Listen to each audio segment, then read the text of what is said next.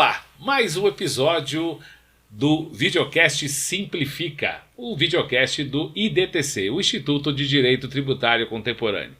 Vamos falar hoje, neste episódio, sobre cesta básica e cashback na reforma tributária. O que é isso? Temos duas feras aqui hoje, mais uma vez. Temos aqui, então, a nossa caríssima Iris Rosa, mestre, doutor em Direito Tributário, e o Dr. Charles McNaughton, o nosso Englishman no IDTC. Então, eles vão falar sobre o que é a cesta básica, né? O que é o cashback na reforma tributária. Doutora Iris, vou passar a palavra ladies first para ti, uma honra tê-lo aqui no IDTC, no nosso videocast Simplifica. Simplifique o que é cashback e a cesta básica na reforma tributária do Brasil. Obrigada, Sérgio. É um prazer estar aqui eu pensava que era SofaCast do IDTC, né? Mas agora já é podcast e etc. Do IDTC. O IDTC é um instituto muito interessante, muito moderno, né? A gente tem a oportunidade de estar aqui, por exemplo, para discutir coisas que são importantes em matéria tributária, de uma forma bem simplificada, bem acessível a todos.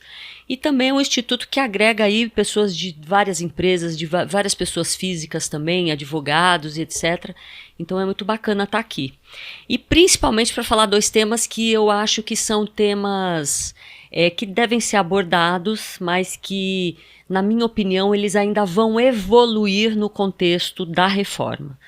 Não nesse primeiro momento, mas talvez, e quero crer, né, porque eu sou uma pessoa muito otimista, eu acredito que são temas que vão evoluir. Veja só, na sistemática atual, nós temos aí imunidades tributárias que são indicativos constitucionais, dos quais impedem a produção de legislações que instituem tributos.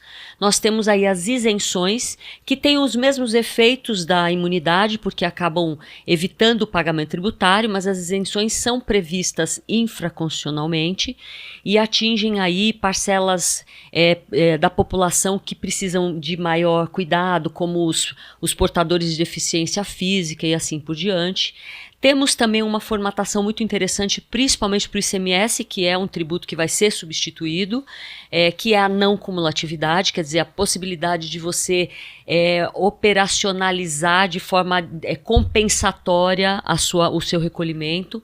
E temos aí também algumas isenções mesmo, por exemplo, na tabela do Imposto sobre Renda, a progressividade, ela traz uma parcela de contribuintes, ou melhor, de cidadãos que são isentos do recolhimento tributário. Então a gente tem essa realidade. Segundo a reforma, isso tudo cai por terra, porque a reforma ela traz uma nova sistematização, substituição aí no âmbito federal do PIS/COFINS, do IPI, substituição no âmbito estadual e municipal do ISS e ICMS, pelo IBS. Então a gente vai ter um compartilhamento aí dos estados e municípios. Isso vai requerer muita dedicação, né? E é um casamento que não vai ter divórcio, não pode ter divórcio, então a gente vai ter que tratar isso com muito cuidado. Mas voltado aí para o cashback e para a cesta básica, que é o nosso tema, veja, a gente tem uma coisa interessante que em relação ao cashback, é a possibilidade de ofertar às pessoas de baixa renda a devolução, né, do tributo. Então, ao invés de trabalhar com isenções, por exemplo, né, com a dispensa do recolhimento, a reforma ela trabalha com a possibilidade, o entendimento de que todos serão contribuintes em potencial e alguns deles, elegidos por lei, serão beneficiados por uma devolução por conta da sua faixa, aí no caso do cashback, a sua faixa de renda.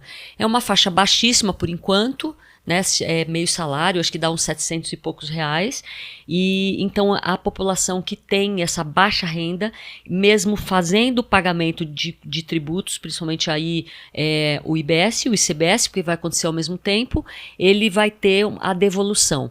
O grande problema dessa proposta reformatória é que ela Primeiro, no meu entendimento, eu acho que a dispensa seria suficiente, né? O segundo problema é como vai se operacionalizar essa devolução, né? A gente sabe que esses contribuintes vão ter que se cadastrar, o CAD único, e esse cadastro, a gente sabe que a gente tem um histórico brasileiro de cadastros que é delicadíssimo, né? Então a gente vai ter, como eu disse, vai ter que ter muita seriedade, muita responsabilidade para que essa formatação de devolução para famílias de baixa renda sejam restituídas.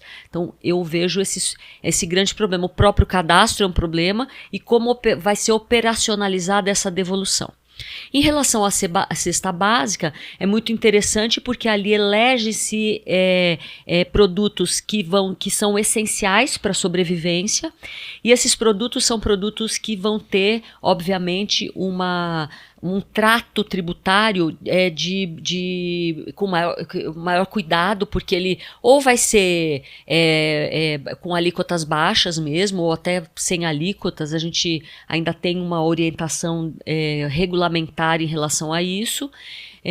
E é muito interessante porque traz ali desde o arroz, feijão, o ovo, a manteiga, o leite, quer dizer, são coisas essenciais para todas as pessoas, e eu acho que tanto um programa quanto outro programa são necessários para um país como o nosso, né? Que é um país que ainda existem muitas pessoas passando fome, infelizmente, que nós somos, é duro dizer isso, mas nós somos 90% ou talvez mais de analfabetos no Brasil. As pessoas falam semi-analfabetos, quer dizer, a pessoa assina o nome. Será que isso é um alfabetismo, né? Não se sabe ainda. Então, infelizmente, ainda é um país que tem que muito crescer, que muito se preocupar com a sociedade, com as pessoas, principalmente essas pessoas que não têm acesso, né?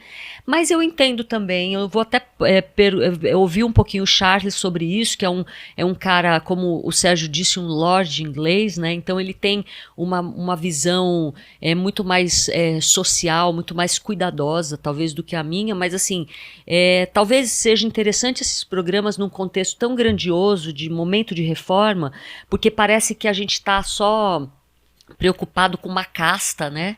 Com um núcleo de pessoas que entendem o que é o tributário, de pessoas que entendem o que é o split payment e etc. E não, nós somos uma sociedade que tem que incluir pessoas. Então, o fato dessas pessoas de pouca renda serem incluídas no sentido de eu vou pagar, eu vou ser restituído, mas eu também estou pagando, talvez seja um formato de inclusão. Eu não sei, né? Então, eu acho que são dois temas que estão aí, que a gente vai lidar, e quando eu falo que eu espero que isso evolua, é que essas faixas realmente sejam um pouco melhores, porque eu acho realmente que uma família com 10 elementos que vive de um salário mínimo é uma família de baixíssima renda, né? Então são dificuldades inúmeras e nós todos temos que nos preocupar. O Brasil precisa parar de descalçar a bota para as nossas realidades. O Brasil, que eu digo, a sociedade brasileira, os cidadãos brasileiros, e a gente precisa se aproximar dessas realidades que precisam da nossa ajuda, né? Todos nós precisamos de ajuda. E talvez a gente tenha aí realmente uma realidade tributária, uma realidade social um pouco diferenciada. O quanto isso é factível, Dr. Charles? A tua visão a respeito não só da criação da cesta básica, que foi muito bem explicado pela doutora Iris, e do cashback, ou seja, a operacionalização, que é o grande problema, né? Qual a tua visão sobre os dois assuntos, e se isso tudo é tão possível quanto se coloca no papel? A palavra é sua, um prazer tê-lo aqui conosco. Um prazer é todo meu. Eu entendo que realmente é um desafio. A gente está vivendo agora o escândalo, por exemplo, do INSS, né? Nossa. Então, descontos que não eram autorizados. Então, o meu grande receio é a fraude, por exemplo, né? A destinação do cashback para quem, né? Para quem, exatamente. Eu acho que é um risco que nós corremos. Quando isso começou a ser pensado, na reforma era a primeira pergunta que faziam: como evitar fraude? E nesse momento é algo que a gente está convivendo. Agora, apesar disso, eu gostaria de pontuar o seguinte: o nosso sistema atual, que está sendo reformado, ele é muito complexo. Então, eu sou tributarista há exatamente 22 anos. Mas se perguntar para mim de cabeça quanto esse copo que está aqui é tributado, Eu não sei. Porque há vários regimes especiais, há alíquotas diferenciadas. Então, cada item, e provavelmente o tributarista que trabalha na empresa que fez esse copo também não vai saber de cabeça. Talvez alguém da parte fiscal saiba desse copo, ter que consultar. E por que isso ocorre? Porque são muitos tributos, muitas exceções, muitos regimes diferentes. Então não existe hoje no sistema tributário uma questão que é a transparência. Esse problema foi algo que na reforma se buscou melhorar um pouco. Então como que isso vai ser melhorado? A ideia é de que, como regra geral, cada estado, município vai ter uma alíquota única. Isso é a regra geral. Então, se eu moro no município de São Paulo, eu sei que a alíquota vai ser, por exemplo, vou chutar aqui um número aleatório, 10%. Então, o município de São Paulo vai cobrar do IBS 10%. O estado de São Paulo vai cobrar mais um tanto, um outro percentual, e a União vai cobrar mais um percentual da chamada CBS.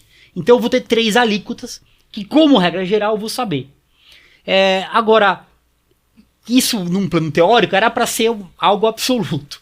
Depois, com o andar da reforma, acabou, no Congresso, as discussões, isso acabou sendo flexibilizado. Então, criaram reduções de alíquota de 60%, criaram a cesta básica, que vai ser 0%, criaram reduções de alíquota, por exemplo, para serviços intelectuais, vai ter uma redução de 30%, criaram algumas exceções, porque também seria rígido demais.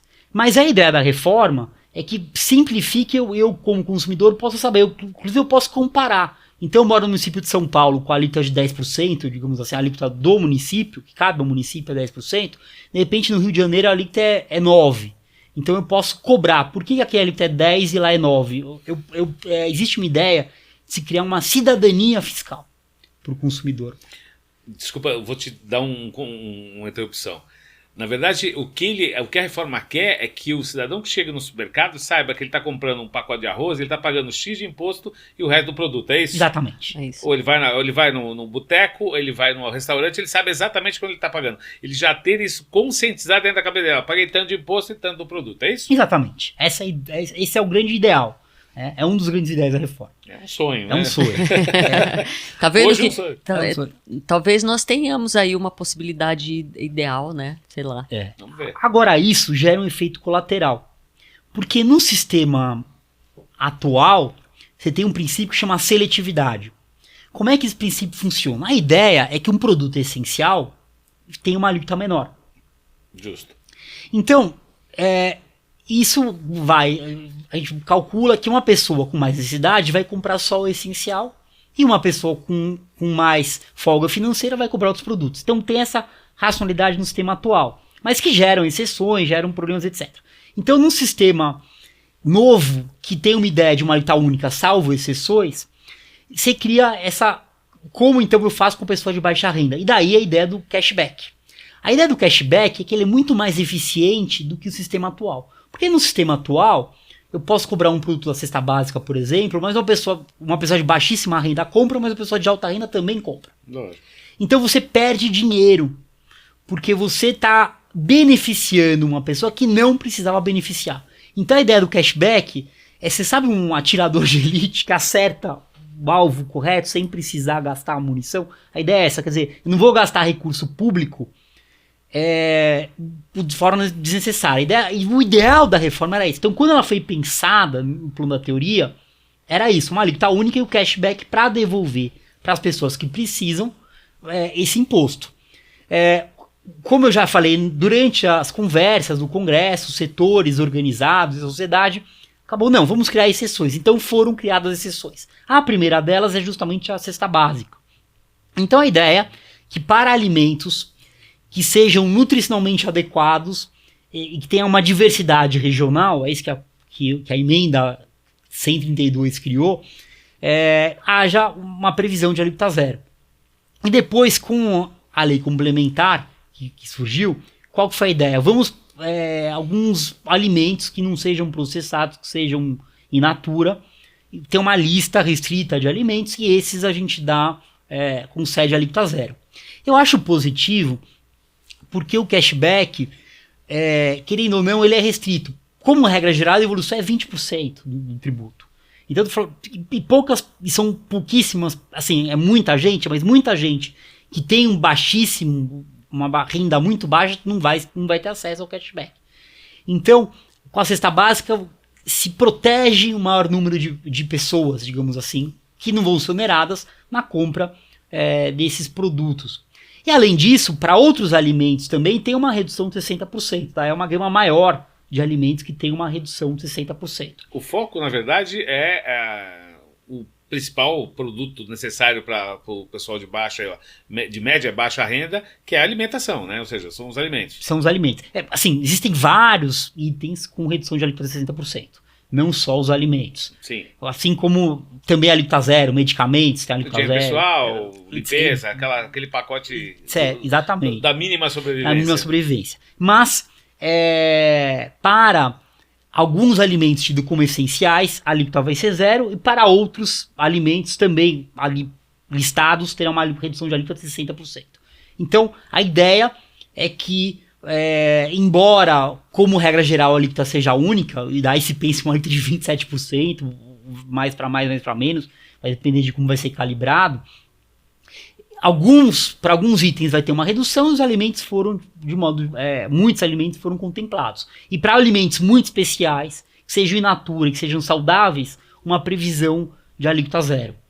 Então essa é a sistemática. Agora o Brasil, sendo otimista com a questão da operacionalização, ele está muito tecnológico, principalmente em termos de cadastros. Então o Brasil hoje tem nota fiscal eletrônica, a gente tem a questão tributária, as empresas elas têm que digitalizar e fornecer para o governo de forma digital.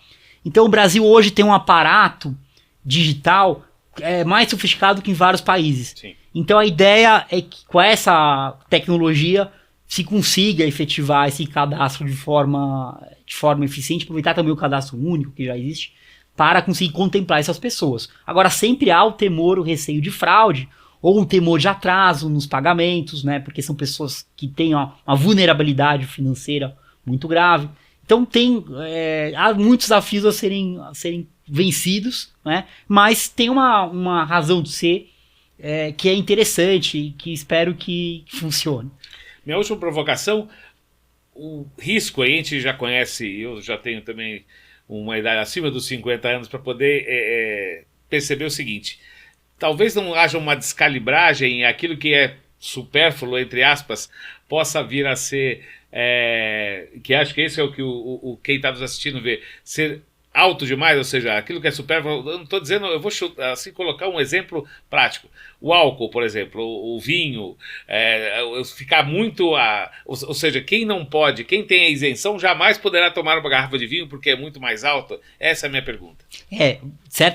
Isso é criticável, porque vai ser uma alíquota muito alta. Exato. O sistema, hoje, já tem uma alíquota alta, mas é disfarçada, porque ela é dividida em vários tributos. Então você não tem nem transparência de saber quanto é essa alíquota. Como é que a gente cobra uma alíquota menor do poder público? É pedindo para o poder público gastar menos. Então, se o poder público, se há fraudes, se há um poder público inchado, com cabide de emprego, se há muito desperdício de dinheiro público, você não consegue reduzir a alíquota. Então, o jeito correto de se cobrar uma redução de alíquota é também cobrar como o poder público gasta esse dinheiro. Quanto mais se gasta, maior tem que ser essa alíquota, que é algo que a gente já tem hoje. Só que hoje é um pouco mais disfarçado, porque os tributos, como tem muito tributo, é menos transparente. Então, o que você está fazendo é uma junção dos tributos e fica mais fácil se perceber que essa alíquota é alta. Muito bem. Esse foi o Dr. Charles McNaughton. O homem não é fraco, não. Ele é muito didático, assim como a doutora Iris. E eu vou voltar para a doutora Iris agora, que esse painel está sensacional, esse episódio está muito bacana. Você que está assistindo agora, você entendeu o que é o cashback, você entendeu o que é a cesta básica. Fale um pouquinho, aborde um pouco mais, a gente vai chegando daqui a pouco à nossa reta final, e o assunto é extremamente palpitante, Iris. O que você entende da possibilidade disso realmente acontecer? Porque eu acho que dentro de tantas outras coisas, eu acho que isso que é o mais prático, né? Que a pessoa pode entender o nosso teleinternauta que assiste às nossas redes sociais, os nossos Reels, que estarão em breve no ar sobre todos esses episódios dessa primeira série do IDTC. O que é factível e se isso vai realmente trazer um impacto positivo para que a sociedade abrace a reforma. Ah, com certeza. É o que se espera, né, Sérgio? É o que a gente espera.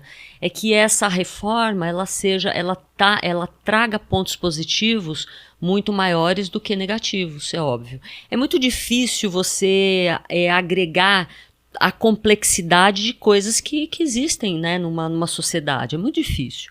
O direito tributário ele tem uma função muito clara, que é a de arrecadação. A função do direito tributário é arrecadatória. Inclusive, a gente sempre fala assim, se o dinheiro arrecadado pela tributação é mal utilizado, isso é um problema de política pública, é um outro problema. Então, mas o direito tributário ele é muito efetivo, ele é muito eficaz, né? Porque ele arrecada e arrecada mesmo. A questão aqui em relação tanto ao cashback quanto à cesta básica é que são programas, é um método enfiado no meio desse contexto arrecadatório, né? Que foca e tem uma preocupação muito grande com essa cidadania mesmo, né? Então, fazer com que as pessoas sejam incluídas nesse contexto, fazer com que as pessoas sejam, de certa forma, beneficiadas, que tenham acesso às coisas, né? Eu recentemente ouvi uma pessoa falando assim, olha, nossa, meu Deus, a minha vida melhorou. Aí eu disse, ai, que bom. E eu comprei uma Nutella para as minhas filhas, né? E eu fiquei tão chocada com isso, porque assim... Particularmente, né, Sérgio, eu não compraria uma Nutella para as minhas filhas. Mas assim, só estou comentando isso para dizer que isso é uma forma das pessoas se sentirem inseridas, incluídas. Então, e ela saber o que está sendo feito, ela saber que mesmo que foi em proporções menores diante da realidade dela, ela está ali também tendo possibilidades, tendo acesso e etc. Eu acho também que tem uma coisa a se dizer da reforma, que ela tem uma preocupação muito grande, isso é uma coisa nobre, com a sustentabilidade, com as nossas novas energias, né? Com um posicionamento social, né, das empresas, pessoas físicas e jurídicas, a se preocupar realmente com o formato de alimentação, com o bem-estar, com o nosso futuro, né? Como é que a nossa sociedade vai envelhecer, né? Como é que as nossas crianças vão crescer? Então, óbvio que a gente tem aí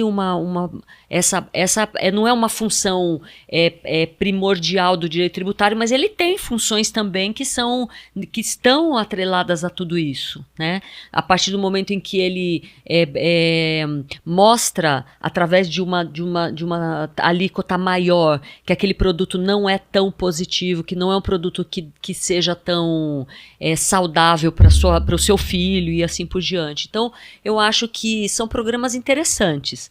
Eu só tenho receio de que eles sejam apenas uma isca, né? Que seja aquela coisa só para o gringo ver, né? Porque é muito bonito falar de sustentabilidade, falar de direitos e garantias individuais, falar que as pessoas de baixa renda têm isso, têm aquilo, é muito bonito isso, é socialmente muito bonito, mas tem que ser coisas reais e não coisas só colocadas para que as pessoas achem que seja bonito, né? Tem que funcionar. Então, as pessoas que terão acesso a isso, elas têm que realmente sentir que isso está sendo bom. E não um estímulo do qual a pessoa vai se encostar num programa e eu não preciso fazer mais nada, isso aqui me ajuda. Né? Não, ele tem que também ter uma participação. Acho que isso que é muito positivo do cashback, porque ele bota o cara para pagar, ele vai devolver, mas ele bota o cara para pagar. Isso faz com que esta pessoa que esteja envolvida nessa temática tenha vontade de crescer, de repente chegar a um nível diferente. Então, isso é um estímulo de crescimento também. Acho que é muito positivo, né? A gente não pode abandonar, né, as nossas raízes aí sociais, de jeito nenhum. Simplifica. Isso que a gente está tentando fazer é um projeto inovador do IDTC e você entendeu um pouquinho, vou passar a palavra para o Dr. Charles na sequência, o que é a cesta básica e todo esse processo do cashback. Doutora Iris, fale suas redes sociais para quem está nos assistindo e dê o o seu até breve para todo mundo que nos assiste no IDTC. Fala, pessoal. Muito bacana realmente estar aqui, é um bate-papo bem legal. O IDTC, né, tem todas as nossas redes do próprio IDTC, que é um instituto, como eu digo, muito moderno, muito aberto, e convido aí as pessoas que estão conhecendo a gente agora para vir, né, participar das nossas reuniões, dos nossos podcasts, sofacasts, etc. Eu tenho minhas redes pessoais também, não só do escritório Advocacia Saad no LinkedIn, mas também o meu Iris Rosa 67 no Instagram, Iris Vânia Santos Rosa no LinkedIn e Facebook também. Muito obrigado, doutor Charles. Então a gente conversou sobre a cesta básica, sobre o cashback. Fale um pouquinho mais nessa última análise e dê o seu recado. Perfeito. Bom, então resumindo, o cashback é uma devolução do imposto pago para pessoas de baixa renda, previstas pela legislação, e a cesta básica é um conjunto de alimentos que serão agraciados com a alíquota zero, não vai ter imposto a pagar de IBS e CBS. São mecanismos importantes de calibragem social na reforma tributária. Foi um prazer conversar aqui com vocês. O meu Instagram, meu sobrenome é difícil, né? Mas @McNaughton_Charles. A gente vai colocar depois na legenda para eles não terem erro, pode ficar tranquilo. Foi importante mesmo. Importante. Ninguém vai conseguir soletrar.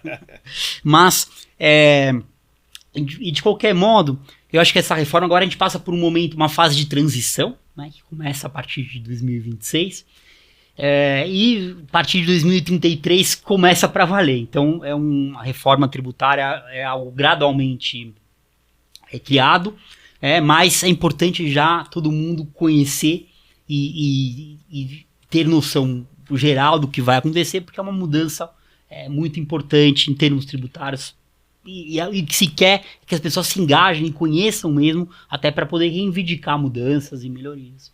Eu quero que, Dr. Charles, eu vou abusar um pouquinho mais nesse encerramento do videocast, desse episódio do videocast do IDTC. A gente tem mecanismos de controle, né? A prova de que nós estamos vivendo no Brasil, você que nos assiste, neste momento, em 2025, um problema da fraude no INSS. O cashback ele vai poder gerar, obviamente, tentativas de fraude. Mas a gente chegou no momento, eu acho que com a experiência do governo brasileiro, ou seja, a tecnologia, a gente conseguir ter um mecanismo sem não totalmente a prova de fraudes, mas principalmente que seja eficaz e que a gente não conviva com desvios de bilhões e bilhões de reais. É ou não é, doutor? Acredito que sim. Com a tecnologia cada vez mais avançando, apurada, né, eficiente, apurada, certamente vamos ter mecanismos de controle. E se existirem as fraudes, acho que a detecção vai ser importante, né? Vamos conseguir captar e corrigir, né? Que é o que houve. A questão do INSS demorou, mas de certa forma foi descoberta, né? Então agora se começa a tratar da devolução. Então isso é importante, acho que pelo menos a simplificação e a ideia de transparência é algo fundamental na relação entre poder público e cidadão. E por isso que temos que ter também pessoas engajadas que se informem e cobrem no poder público. Porque o poder público depende de votos também, né? Então quando a gente cobra, quando a gente exerce nossa cidadania, quando a gente está atento, as coisas melhoram, porque as respostas são melhores. Agora a gente tem que ter paciência, porque dá um problema, se corrige, e é um processo lento, não é de uma hora para outra que as coisas acontecem. Mas eu sou confiante que se a gente não desistir e seguir adiante, as coisas vão melhorar. Mas temos que ter garra, paciência e perseverança. Perseverança, né? E ao final, eu queria saber o seguinte, a partir de quando a projeção, ou seja, a ideia de que isso comece a valer? Existe um calendário? Existe, é complexo o calendário, mas perfeito. De 2026, no que vem um ano teste, desde 2027 em diante começa, vai até 2033, daí a gente vai estar reforma a pleno vapor. Tem muita coisa para falar sobre quando vai ser aplicado isso. Muita coisa para falar. Teria um outro podcast. Maravilha. Mais uma vez, muito obrigado, Dr. Charles McNaughton, nosso Englishman, doutora Iris Rosa, sempre simpática, traduzindo a você que nos assiste a reforma tributária, toda essa questão do contencioso tributário e também agora, hoje, especificamente sobre o cashback e sobre a cesta básica de tributos. Bem, foi mais um episódio, eu agradeço a você, siga-nos nas redes sociais, compartilhe nossos conteúdos e não esqueça, IDTC, um novo jeito de falar de direito tributário. Muito obrigado.